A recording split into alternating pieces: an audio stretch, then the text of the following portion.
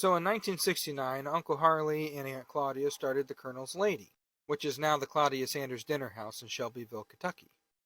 In 1969, he was still living in Mississauga, Canada, but the restaurant was open in Shelbyville. In 1965, with Bill Summers at Mary and K Spices, he struck a deal to start making his recipe. They called it a special blend of herbs and spices, and then they named it 99X, and it was his original recipe for Kentucky Fried Chicken. That seasoning was to be used and sold out of the Colonel's Lady. At the same time, he also wanted Kentucky Fried Chicken to use Mary and K Spices as the provider for the recipe, but they declined that. So they're selling the chicken out of the Colonel's Lady. Uncle Harley gives up the Canadian franchises to charity in 1972, and they move back to Shelbyville. In 1971, a company named Hubline bought out Kentucky Fried Chicken from Brown and Massey, the investors that bought Kentucky Fried Chicken in 1964.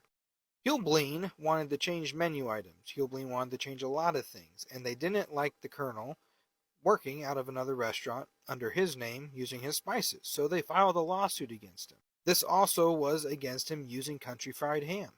At this point in time, KFC has gone through multiple shifts that were very noticeable.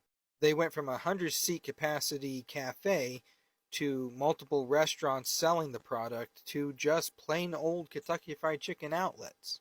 Anyways, Hubline, the newly owners of Kentucky Fried Chicken, didn't appreciate KFC's founder working out of another restaurant selling his spices and the restaurant being operated under his name.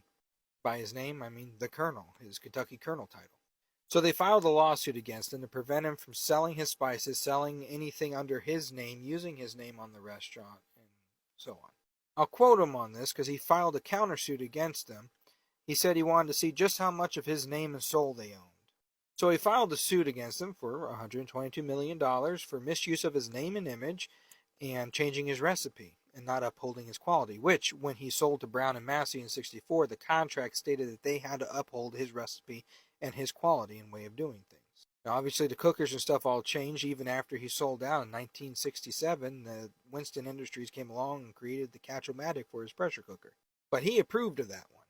What he didn't approve of is the recipe being stretched out, shortened, changed, cheaper ingredients, the flour changing. He didn't agree with any of that. I mean, he had to go along with not using lard and we start using oil, but he didn't agree with changing all the other things. So he filed the countersuit, and KFC, or Hubline, dropped the suit. They settled it for $1 million to $2 million. That's what the lawsuit was over.